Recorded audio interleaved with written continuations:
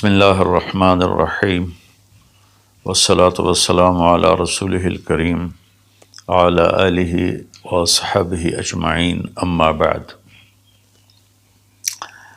فاعوذ باللہ من الشیطان الرجیم بسم اللہ الرحمن الرحیم شہر رمضان الذی انزل فیہ القرآن وقال تعالی یا ایھا الذین آمنوا کتب علیکم الصیام کما کتب علی الذین من قبلکم لعلکم تتقون وقال النبی صلی اللہ علیہ وسلم من قام رمضان ایمانا واحتسابا غفر له ما تقدم من ذنبه وقال النبی صلی اللہ علیہ وسلم من صام رمضان غفر له ما تقدم من ذنبه او کما قال۔ جی میرے محترم بھائیوں بہنوں دوستوں بچوں بچیوں، میری طرف سے رمضان کی مبارک ہو۔ سارے اہل ایمان سارے مسلمانوں کو رمضان کی مبارک ہو، اور اللہ سے دعا ہے کہ اللہ تعالی ہمارے اس روزے اور تراویح کو قبول فرمائے اور ہماری بخشش کا ذریعہ بنائے، آمین۔ کئی سالوں سے یہ معمول چل رہا ہے کہ رمضان میں قرآن کا کچھ خلاصہ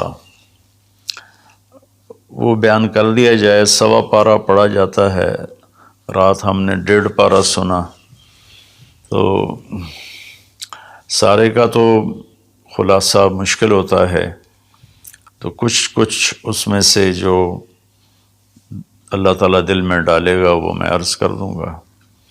سب سے پہلی بات یہ ہے کہ یہ قرآن کیا ہے، یہ کتاب کیا ہے، تو اللہ تعالیٰ یہ کس نے اتاری ہے، اس کا مقصد کیا ہے؟ تو قرآن کا تعارف قرآن کی زبان سے کہ قرآن خود اپنے بارے میں کیا کہتا ہے۔ تو پہلا سوال اٹھتا ہے یہ کس کی کتاب ہے، کس نے لکھی ہے، کون مصنف ہے؟ تو اللہ تعالیٰ فرماتے ہیں سورہ شعراء میں وَإِنَّهُ لَتَنزِيلُ رَبِّ الْعَالَمِينَ، یہ پیغام ہے، یہ کتاب ہے، تھوڑی تھوڑی کر کے اتاری ہوئی، تنزیل تھوڑا تھوڑا کر کے اتارنا، انزال ایک ہی دفعہ اتارنا۔ رب العالمین، جو ساری کائنات کا مالک ہے اور لارڈ ہے اور بادشاہ ہے اور پالنے والا ہے۔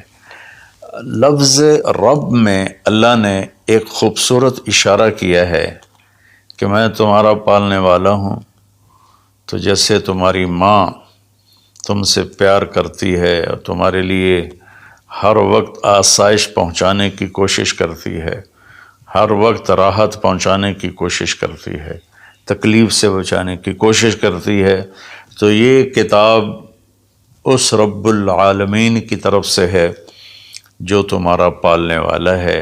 وہ تمہارے لیے کبھی تکلیف نہیں چاہے گا، کبھی مشقت نہیں چاہے گا۔ میرے اس قانون پہ عمل کرنا تمہارے لیے سراسر فائدہ ہے، اور اس کو چھوڑ دینا تمہارے لیے سراسر نقصان ہے۔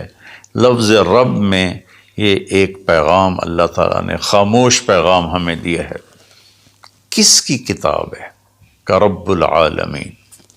رب العالمین تو آسمانوں پر ہے، تو نیچے کون لایا؟ تو اس کا جواب ہے نزل بہ الروح الامین۔ اس کے لیے ایک مقدس فرشتہ آیا جو امانت دار ہے کہ وہ جس طرح اللہ کی طرف سے وہ پیغام ملا اسی طرح اس کو لے کر نیچے آیا۔ امین کے لفظ نے حضرت جبریل کی ضمانت دی، اللہ کی طرف سے ضمانت۔ اور روح جو ہر آلائش سے پاک ہے اور اللہ کا امر ہے، قل الروح من امر ربی۔ تیسری بات، کس پر اترا ہے، کس کو یہ دیا گیا ہے کلام؟ علی قلبک، اے میرے محبوب یہ آپ کے رب کا کلام ہے، جبریل اس کو لایا ہے اور آپ کے دل کے اوپر اتارا ہے۔ پہلی 3 کتابیں لکھی ہوئی اتار دی گئیں بیک وقت۔ اس سے پہلے چھوٹی چھوٹی کتابیں جو آئیں ابراہیم علیہ السلام پر یا دوسرے انبیاء پر، ادریس علیہ السلام پر، وہ بھی لکھی ہوئی، یہ لکھا ہوا نہیں آیا، یہ ڈائریکٹ اللہ پاک کی زبان سے نکلا اور جبریل نے اس کو لیا اور اللہ کے نبی کے دل پر اتار لیا۔ اچھا، کس لیے آیا ہے؟ لِتَكُونَ مِنَ الْمُنذِرِينَ، یہ اس لیے آیا ہے کہ میرے محبوب آپ دنیا والوں کو بتا دیں کہ اچھائی کا انجام کیا ہے اور برائی کا انجام کیا ہے، اور اس کا نتیجہ ایک دن ظاہر ہونے والا ہے جو آخر بعد میں آئے گا، تو اس کے لیے تیاری کرو۔ منذرین صرف ڈرانے والے کو نہیں کہتے، جو پیار محبت سے کسی کو برائی کا انجام سمجھا رہا ہو، جیسے باپ کہتا ہے بیٹا یہ تو جوا نہ کھیلا کر، تو شراب نہ پیا کر، یہ تیرا نقصان ہو جائے گا، تیرا دین بھی جائے گا، تیری دنیا بھی جائے گی، اس کے سمجھانے میں ایک محبت ہوتی ہے، شدت اور سختی نہیں ہوتی۔ کس زبان میں آیا ہے؟ بلسان عربی مبین، یہ خوبصورت صاف ستھری عربی زبان میں آیا ہے۔ کائنات کی یہ وہ زبان ہے جسے اللہ نے اپنے لیے چنا۔ اللہ کا کلام عربی، میرے رسول عربی، میرے رسول کی زبان عربی، اور اہل جنت کی زبان بھی عربی۔ اللہ نے اس کو پسند کیا۔ یہ عجیب و غریب کلام ہے اور عجیب و غریب یہ لینگویج ہے۔ کسی زبان کے الفاظ کا وہ حرف کا معنی نہیں ہوتا۔ عربی زبان وہ ہے جس کے ہر حرف کا معنی ہے، الف سے لے کر یا تک ہر حرف کا معنی ہے۔ یہ عربی زبان میں آیا ہے۔ اس میں ایک یہ اشارہ بھی ہے کہ اللہ تعالیٰ عربوں سے کہہ رہا ہے کہ تمہاری زبان میں بھیجا ہے، اس کو سمجھنے کے لیے تمہیں تو کوئی مشکل نہیں ہے، اور دوسرا ہماری طرف بھی اشارہ ہے کہ تم کسی بھی زبان سے تعلق رکھتے ہو تو کوشش کرو عربی سیکھو تاکہ اللہ کے قرآن کو تم، پیغام کو تم سمجھ سکو۔ یہ مختصر سا تعارف ہے کہ قرآن کس کا کلام ہے؟ اللہ کا۔ کون لایا؟ جبریل۔ کن کے پاس لایا؟ ہمارے نبی پاک صلی اللہ علیہ وسلم۔ کس لیے لایا؟ کہ ہمیں زندگی کا انجام سمجھایا جا سکے کہ انسان ایک ایسی مخلوق ہے جو ماں کے پیٹ سے بالکل جاہل پیدا ہوتا ہے، اور اس کے مقابلے میں ماں انڈے سے نکلنے والا ہو یا ماں کے پیٹ سے نکلنے والا جانور اور کیڑے مکوڑے، یہ چونٹی کتنی چھوٹی ہوتی ہے اور انڈا کتنا چھوٹا ہوگا، تو اس سے نکل کر وہ اندھیرے میں ہوتی ہے، اور اس سے زندگی گزارنے کا پورا طریقہ معلوم ہوتا ہے کہ میرے لیے ٹھیک کیا ہے، غلط کیا ہے، صحیح کیا ہے، غلط کیا ہے۔ انسان پیدا ہوتا ہے، واللہ اخرجکم من بطون امہاتکم لا تعلمون شیئا، میرے بندو اللہ نے تمہیں ماں کے پیٹ سے نکالا، تم کچھ بھی نہیں جانتے تھے، تو ہمیں باہر سے علم لینا ہوتا ہے، اور باقی کسی مخلوق کا امتحان نہیں، میرا اور آپ کا امتحان ہے کہ اللہ فَهَدَيْنَاهُ النَّجْدَيْنِ، یہ دو راستے ہیں، یہ سیدھا ہے، یہ غلط ہے۔ قرآن سیدھا راستہ بتاتا ہے، إِنَّ هَذَا الْقُرْآنَ يَهْدِي لِلَّتِي هِيَ أَقْوَمُ، قرآن تمہیں سیدھا راستہ بتاتا ہے۔ اور شیطان کیا کرتا ہے؟ وہ ہمیں غلط راستہ بتاتا ہے، وہ ہمیں یجادلوکم وَإِنَّ الشَّیَاطِینَ لَیُوحُونَ إِلیٰ أَوْلِیَائِہِم، کہ یہ شیطان کی بھی وحی چلتی ہے جو اس لیے ہوتی ہے کہ لِتَکُونُوا مِنْ أَصْحَابِ السَّعِیرِ، کہ تم جہنم میں جا کے گر جاؤ، چلے جاؤ۔ تو اس لیے اس قرآن کا سیکھنا، چلو ہم عربی تو نہیں سیکھ سکتے ہیں، عمر کا ایک ایسا حصہ، لیکن اس کا ترجمہ پڑھ سکتے ہیں۔ ہر مکتب فکر کے علماء نے ترجمہ کیا ہوا ہے، تو وہ ترجمہ تھوڑا تھوڑا پڑھیں تو انشاءاللہ ہمیں پتہ چلے گا کہ اللہ ہم سے کیا کہتے ہیں۔ پھر اس قرآن کا مقصود کیا ہے؟ وہ ہدایت ہے۔ الف لام میم ذالک الکتاب لا ریب فیہ ہدن للمتقین، یہ کتاب کی پہلے اللہ نے ضمانت دی کہ یہ ہر شک و شبہ سے بالا تر کتاب ہے۔ دنیا میں کوئی یہ دعویٰ نہیں کر سکتا، نہ بولنے والا نہ لکھنے والا۔ انبیاء کے سوا بڑے سے بڑا علامہ ہو بولنے میں خطا کھائے گا، بڑے سے بڑا علامہ ہو لکھنے میں خطا کھائے گا، صرف میرے رب کا انبیاء اور میرے رب کا کلام ہر خطا سے پاک ہے۔ تو یہ کس لیے ہے؟ ہدن للمتقین، یہ ہدایت ہے۔ ہدا یہ چونکہ عربی زبان ان کی تھی، تو اللہ تعالیٰ نے انہی کی، سبحان اللہ، انہی کے استعمال کے مطابق جب قرآن کو اتارا تو وہ ہل کے رہ گئے۔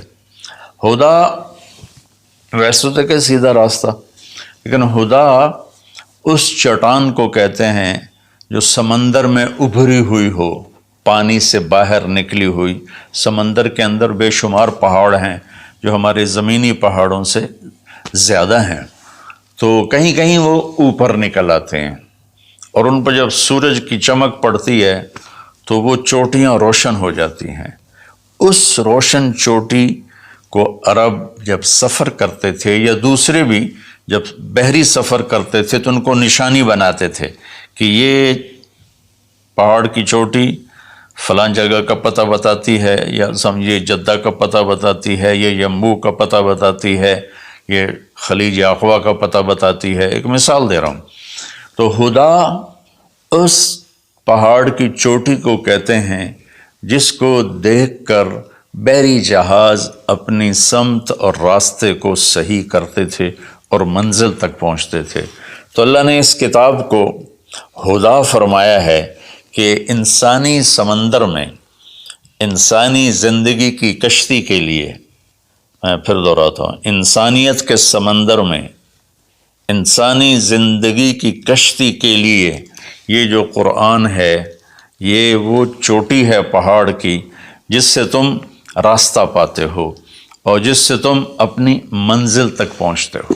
ایک مقصد تو اس کا یہ ہے کہ مجھے کیا کرنا ہے قرآن بتائے گا، کیا نہیں کرنا قرآن بتائے گا۔ جو کہا گیا وہ کر لو، جس سے روکا ہے وہ چھوڑ دو۔ دوسرا، قرآن کا مقصود کیا ہے؟ ھذا بلاغ للناس، یہ پیغام ہے لوگوں کو پہنچانے کے لیے، جس کو امت آج بھلا چکی ہے۔ مدت ہوئی صیاد نے چھوڑا بھی تو کیا، تاب پرواز نہیں راہ چمن یاد نہیں۔ مدت ہوئی، پرندہ پنجرے میں بند تھا، جب شکاری نے اس کو کھولا پنجرے کا دروازہ اور کہا کہ جاؤ آزاد ہو، تو وہ کہتا ہے تاب پرواز نہیں، میں اڑ نہیں سکتا، تم بہت چھوٹی عمر میں مجھے پکڑ کے لائے تھے میرے گھونسلے سے، راہ چمن یاد نہیں، اور مجھے راستہ بھی معلوم نہیں کہ میرا گھونسلہ کس چمن میں تھا، کس درخت پہ تھا، کس شاخ پہ تھا، میں کچھ نہیں کر سکتا۔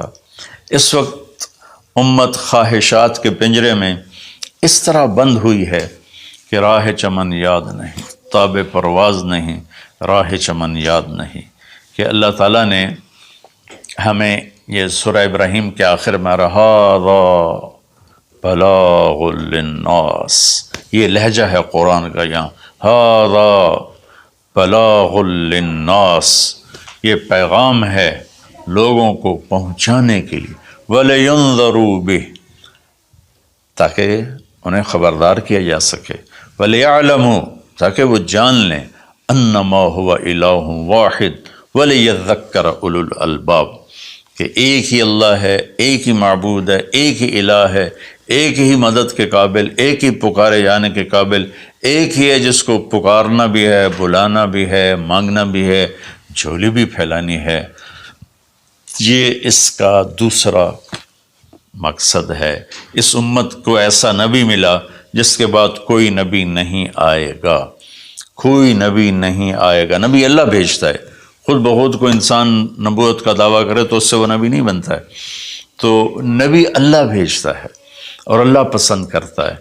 تو ہمارے نبی آخری ہیں، لہٰذا اس کتاب کا پیغام دنیا کو پہنچانا ہم سب کے ذمے ہے کہ ہم انہیں بتائیں کہ بھائیو آگے ایک زندگی آ رہی ہے۔ دو باتیں ہو گئیں۔ تیسری بات یہ ہے کہ اس وقت ایک ماحول بنا ہوا ہے کہ دین پہ چلنا بڑا مشکل ہے، دین پہ چلنا بڑا مشکل ہے۔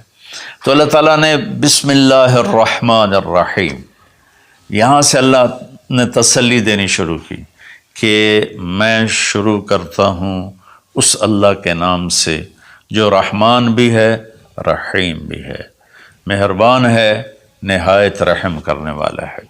تو پہلا ہی جملہ بتاتا ہے کہ جو رحمان و رحیم ہو وہ کوئی ڈنڈے سوٹے کا قانون تو نہیں بنائے گا، بہت نرم سا بنائے گا، ہماری فطرت کے مطابق بنائے گا۔ بھوک کی حالت میں روٹی کھانا کون سا مشکل کام ہے، افطاری کے وقت کھانا کون سا مشکل کام ہے، ہر کوئی جھپٹنے پر تیار ہوتا ہے۔ پھر دوبارہ اللہ نے تسلی دی، الحمدللہ، سب تعریفیں اس اللہ کے لیے ہیں۔ حمد اور مدح، یہ قرآن کے دو لفظ ہیں۔ حمد ہے وہ تعریف جس کے وہ لائق ہے، اور مدح میں خوش آمد ہے۔ آپ نے فرمایا یا معاذ ایاک والتمادح فإنہ الذبح، معاذ خوش آمد کرنے سے بچنا یہ ذبح کر دینے والی چیز ہے۔ تو اللہ تعالیٰ نے کہا سب تعریفیں تیرے اللہ کی، اور اللہ کے صفاتی نام 99 ترمذی شریف میں ہیں، لیکن وہ 99 نام صرف نہیں ہے، بلکہ جیسے اللہ اپنی ذات میں لامحدود ہے تو اس کی نام بھی لامحدود ہیں، لیکن ذاتی نام جو ہے وہ اللہ ہے۔ اللہ میرے بر صغیر میں خدا بولا جاتا ہے عام طور پہ، اہل علم بھی یہی بولتے ہیں، عام لوگ بھی یہی بولتے ہیں۔ میرا اس سے کوئی اختلاف نہیں ہے کہ یہ نہیں بولنا چاہیے۔ خدا فارسی کا لفظ ہے، پتہ نہیں کس نے یہ لفظ بنایا، خدا، وہ جسے کسی نے نہ بنایا ہو اسے خدا کہتے ہیں، لیکن اللہ نے اپنا نام بتایا کہ میرا نام اللہ ہے۔ تو ترجمہ لفظوں کا نہیں ہوتا، نام کا ترجمہ نہیں ہوتا، ترجمہ عبارات کا ہوتا ہے۔ میرا نام طارق جمیل ہے، اس کے الفاظ کا مطلب ہے کچھ، لیکن مجھے طارق جمیل کہہ کے پکارا جاتا ہے، اور طارق رات کو آنے والا، اور طارق کھٹکھٹانے والا، میں تو کوئی نہیں کھٹکھٹا رہا۔ مولانا خوبصورت، جمیل خوبصورت کو کہتے ہیں، نام کا ترجمہ نہیں ہوتا۔ اس لیے بہتر یہ ہے کہ اللہ کو صرف اللہ کے نام سے پکارا جائے، اللہ، سبحان اللہ، زبان ہی میٹھی ہو جاتی، اللہ۔ یہ کوئی حرام حلال کی بات نہیں کر رہا ہوں، افضل اور اولا کی بات کر رہا ہوں کہ جو نام اللہ نے اپنا کہا، اللہ، قرآن کو شروع اس سے کیا، ہمیں اللہ کہنا چاہیے۔ جو لفظ اللہ میں نور ہے وہ لفظ خدا میں ہے ہی نہیں، صرف اللہ کا حق، صرف اللہ کا حق۔ اور اللہ کے نام میں ایک عجیب صفت ہے، کسی بھی نام کا کوئی لفظ حرف نکالو تو مطلب بدل جاتا ہے۔ جیسے طارق، رات کو آنے والا، طرق، الف نکال دو، طرق، تو طرق کا مطلب ہے زمین پہ قدم مارنا، طریق سے طرق ہے۔ طریق ہوتا ہے زمین کی وہ جگہ جس پر پاؤں کی دھمک پڑتے پڑتے پڑتے پڑتے راستہ بن جائے، اس لیے اس کو طریق کہتے ہیں۔ تو ہٹا دو تو ارق، بے قرار۔ جمیل کا جیم ہٹا دو تو میل بن گیا، میل بن گیا۔ یہ ہٹا دو تو جمل، اونٹ بن گیا۔ لفظ اللہ کی ایک خصوصیت ہے کہ اس کے ہر حرف کو ہٹا دو تو اشارہ اللہ کی طرف ہی ہوتا ہے، اللہ اللہ ہی ہے۔ الف ہٹا دو، للہ، تو اللہ کہتا ہے للہ ما فی السماوات و ما فی الارض، تو اشارہ اللہ کی طرف۔ اگلا لام ہٹا دو تو بچ جاتا ہے لہو، تو اللہ تعالیٰ کہتا ہے لہو ما فی السماوات و ما فی الارض۔ پچھلا لام ہٹا دو، الف کے بعد کا لام ہٹایا تو الہ بن گیا، اور آخری لام ہٹایا تو لہو بن، آخری لام ہٹایا تو الہ بنا۔ اور پہلا ہٹائے تو لہو بنا. تو میرا رب کہتا ہے اللہ، اچھا اللہ، الف ہٹا دو، للہ، اللہ، للہ ما فی السماوات و ما فی الارض، پھر لام بھی ہٹا دو، الف بھی ہٹا دیا، لام بھی ہٹا دیا، تو لہو ما فی السماوات و ما فی الارض. پھر آخری لام کو ہٹا کے پہلے لام کو بچا لیا تو وَهُوَ الَّذِي فِي السَّمَاءِ إِلَٰهٌ وَفِي الْأَرْضِ إِلَٰهٌ. اور پھر سب سے عجیب بات کہ سارے حرف ہٹا کر آخری ہے کی پیش کو باقی رکھو نا، تو وہ ہے اللہ لا الہ الا ہو. اللہ لا الہ الا ہو، هو اللہ الذی لا الہ الا ہو، قل هو اللہ احد، هو اللہ الذی لا الہ الا ہو. یہ لہو ما فی السماوات و ما فی الارض.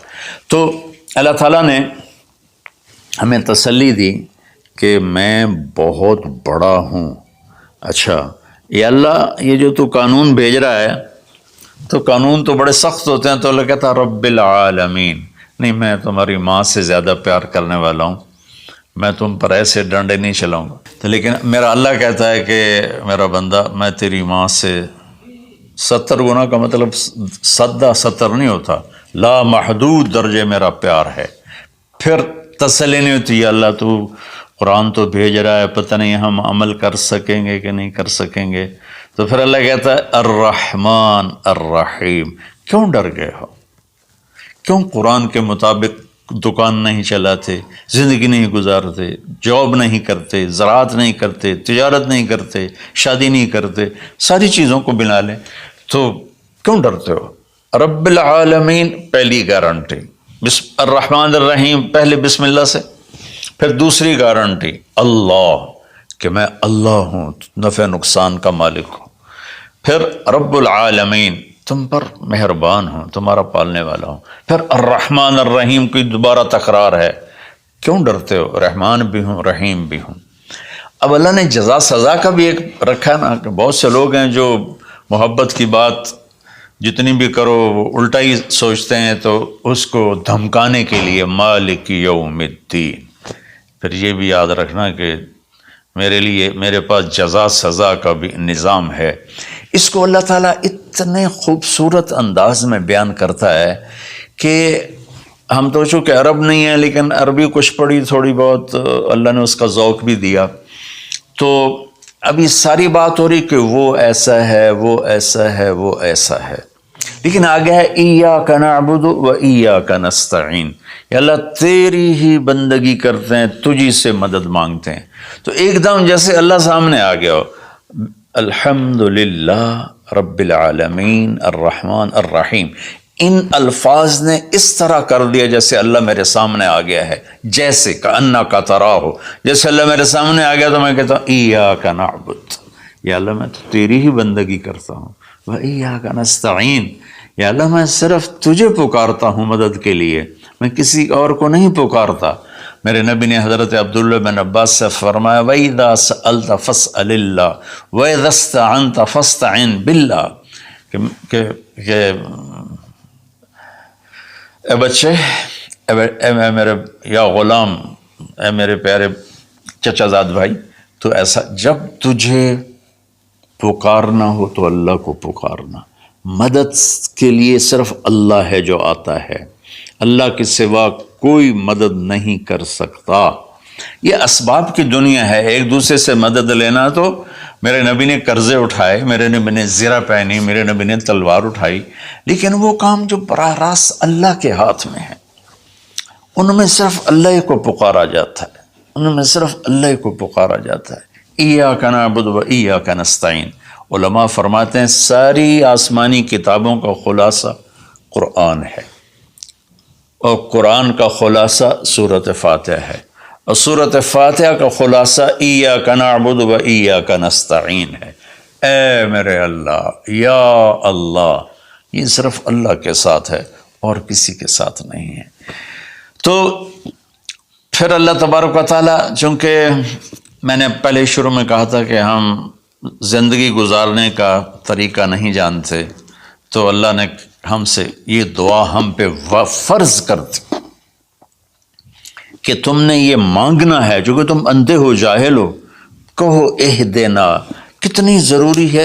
اللہ کہتا ہے روٹی مانگو، پانی مانگو، بیوی مانگو، بچے مانگو، جی کپڑے مانگو، زمین مانگو، جائیداد مانگو، صحت مانگو، عزت مانگو، سب کچھ مانگو. لیکن ایک چیز اللہ نے فرض کر دی کہ میرے بندے اگر تو ہدایت کے بغیر مر گیا تو برباد ہو جائے گا، لہذا تم پہ واجب کرتا ہوں، فرض کرتا ہوں کہ اہدنا الصراط المستقیم. اہدنا پہلے میں بتا چکا ہوں کہ خدا یا اللہ وہ چٹان دکھا دے جس کو دیکھ کر میری زندگی کی راہیں صحیح جگہ تک مجھے پہنچائیں. خدا عرب اس کو سن کے ہل گئے تھے کہ وہ محاورہ سمجھتے تھے، ہم محاورہ نہیں سمجھتے، لیکن عرب کیوں ہل گئے تھے؟ کہتے کیا کمال ہے یار، یہ کیا آدمی کہاں سے بولتا ہے، کیا بولتا ہے. وہ تو ابو جہل سے پوچھا اخنس ابن شریک نے، سچ سچ بتا محمد جھوٹے ہیں کہ سچے ہیں؟ کہنے لگا اللہ کی قسم سچے ہیں، پر نہیں مانوں گا، میں بنو ہاشم سے مقابلہ کروں گا، نہیں مانوں گا، سچے ہیں. تو اہدنا یا اللہ وہ چٹان دکھا، وہ کیا، وہ قرآن ہے جس کو دیکھ کر میں تجھ تک پہنچ جاؤں. صراط سیدھے راستے کو کہتے ہیں، صراط جس پر کسی قسم کا کوئی کھڈا نہ ہو، جیسے موٹر وے. اب موٹر وے بنائے تو ہم لوگ اپنے گاؤں سے، ابھی میں گاؤں سے ہی بات کر رہا ہوں، ملتان کے لیے جانا ہو، لاہور، اسلام آباد، فیصل آباد، موٹر وے سے جاتے ہیں. صراط موٹر وے کو کہتے ہیں. المستقیم جس میں وہ نہ ہو، زیادہ موڑ نہ ہو بلکہ سیدھا ہو. الذین انعمت علیہم، نعام اس بوٹی کو کہتے ہیں جو سردی گرمی میں خشک نہیں ہوتی، سدا بہار سرسبز ہوتی ہے. تو نعمتاً یا اللہ وہ راستہ دے جس میں ہر چیز ملتی ہو، سبزہ بھی ہو، خوشیاں بھی ہوں، اور اس کے راستے میں کوئی سروس اسٹیشن بھی ہو، اور کھانے پینے کا سامان بھی ہو، کوئی بوفے بھی ہو، اور کوئی جو پیٹرول اسٹیشن بھی ہو. آج کی زبان میں کہہ رہا ہوں، یا اللہ وہ راستہ دے جو آباد ہو، جو سرسبز ہو. نعم کے اندر یہ معنی موجود ہے. غیر المغضوب علیہم ولا الضالین، پھر کہا آمین، زور سے کہو آمین. تو میرے رب نے فرمایا کہ یہ مانگو کہ مجھے سیدھی راہ دکھا. تو میرے بھائی بہنوں، حضرت علی رضی اللہ تعالیٰ عنہ علیہ السلام کا فرمان ہے کہ اگر میں سورۃ فاتحہ کی تفسیر کروں تو 70 اونٹوں پہ لا دی جائے گی. 7 آیات ہیں تو ہر آیت کے لیے 10 اونٹ. اور ایک دفعہ فرمایا کہ عشاء کی نماز پڑھ کے بیٹھے اور فرمایا کہ میں تمہیں بسم اللہ الرحمن الرحیم کی تشریح کر کے بتاتا ہوں، اس کا مطلب بتاتا ہوں. تو با سے شروع ہوئے، با صرف لفظ با سے شروع ہوئے، اور فجر کی اذان ہو گئی، با کی شرح چل رہی تھی. تو سورہ یعنی بقرہ، یہ سارے، اب ایک اور روایت ہے کہ سورہ بقرہ سارے قرآن کی سردار ہے، اور سورہ بقرہ کی سردار آیت الکرسی ہے جس میں اللہ اپنا تعارف کرواتا ہے. تو اس میں اللہ تعالیٰ نے شروع ہی میں ایک حکم دیا، یا ایھا الناس اعبدوا ربکم الذی خلقکم والذین من قبلکم لعلکم تتقون.